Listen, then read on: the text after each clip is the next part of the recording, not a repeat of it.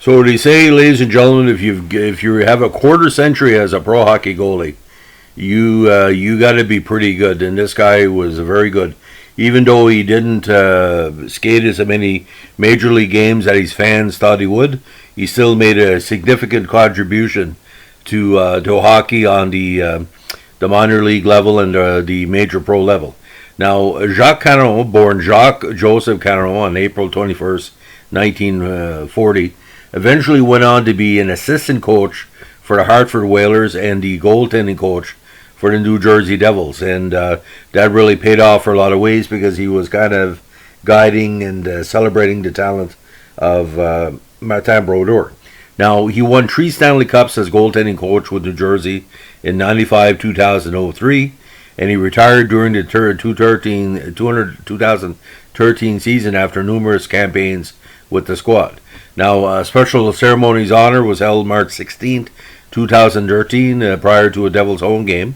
Now, during his playing career, he played with 5 major league teams, 3 in the NHL and 2 in the WHA, and had some great minor hockey years. Now, he first came to major prominence, ladies and gentlemen, with the OHA's Toronto Marlboros and Peterborough Petes. Now, over 3 seasons, he put up some really, really strong numbers. Very rarely his goals against average would be above the 2.9 range, and he even played the Memorial Cup in 1959 for the Petes. Now, in 1960, he found himself with the Washington Presidents of the AHL. Then, in the next season, he ended up with the Rwanda Alouettes of the NOHA. Now, 62, minor league called, and he started his 6-year love affair with the Springfield Indians, which were the eventual affiliate for the LA Kings.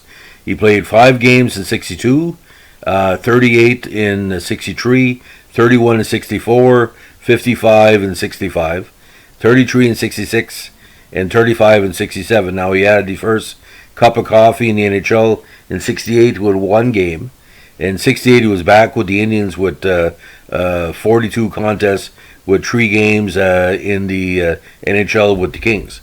Now, the Denver Spurs was one of the most popular squads in the WHL, and he found himself there before he joined the WHA. He played 3 seasons, full seasons in Denver, also part of the 72 season in the WHL, where he also played 28 games in his rookie season with the Blues.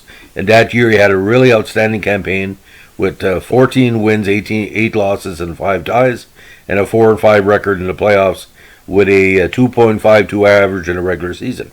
Now, back to the Blues in 73, he played in 30 games with a 3.53 average, 8, 14, and 5. Now, 74, he didn't play much, served as one of the backups for Vancouver with a 2-5-1 record with a 4.9 average. Now, 75, he was back in the AHL with the Syracuse with the Syracuse Eagles of the AHL with 50 games and a 16-21-9 record. Now, 76, he played with the Cleveland Crusaders for a couple of games, but played majority of his season with the Syracuse Blazers of the NAHL. And 77, again, back to the WHA, got more starts, 24, with Cincinnati with a 13-6-2 record with an outstanding 2.83 average, and he played 22 games with the Blazers. Now, 78, he had his 1 game with the Bennington Dusters as well in 1981. Now, AHL totals, 110, 129, 31, 4.2 average.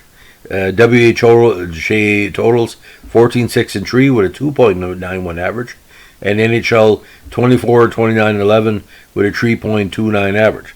So you see, the reason why Jacques was very popular, because not only was he a francophone goalie in NHL, which each one had their fascination with the fans, he had a lot of skill. I saw a game he played against Montreal back in the day, and there was no wasted effort, and I think that's why he became kind of a give-backer to goalies in the NHL. But you look at New Jersey's great goalies over the years, their backups as well. Jacques played a huge part in that, because any AHL goalie can tell you it's not easy being consistent even in the minor leagues. And if you look at his overall numbers, he was always in that when he played, the team had a chance to win, and that's what you want to do with a player. The AHL was still a high scoring league back in the 60s and into the 70s as well. It's very similar to the Q regarding the offensive output for the players, because you had a lot of long-term veterans that were trying to get back into the league, and a lot of young players who wanted to get into the NHL, and so you could have a shootout at a drop of a hat. But I mean, you look at the legend of the Springfield Indians of the 1960s, especially mid-60s, and he plays a big part of that.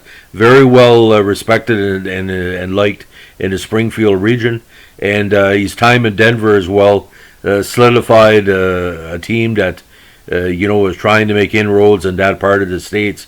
Wasn't easy playing hockey in Denver back in the day, because there was always anticipation that a team was going to break through in the NHL or WHA, and he really, really re-solidified the importance of the fans who were trying to get Denver into the league, and those 4 years there really, really showed that Denver could host a major pro team, and it's showing right now with Colorado over the years. It's just been a tremendous love affair with hockey in Denver.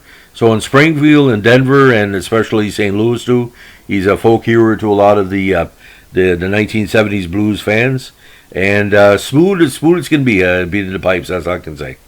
So thanks for listening. Give me a like, comment, or subscribe. Again, no monetization on this channel. If you really enjoy what we're doing, also give me a request, because the podcast feedback is very important, because for any podcaster, we want to know what the people think. And if you didn't like it, let me know as well. I'm not scared to take criticism, because at least you're taking time to criticize. A person who compliments or criticizes and does it in a very respectful fashion has my respect, because how can you learn if you have people that don't want to give you pointers on how to get better? So that's what Jacques Caron used to do as a goalie. Probably said to Martin, you only saved 70 saves the last game. Let's improve on that. Anyway, have a good day. Bye.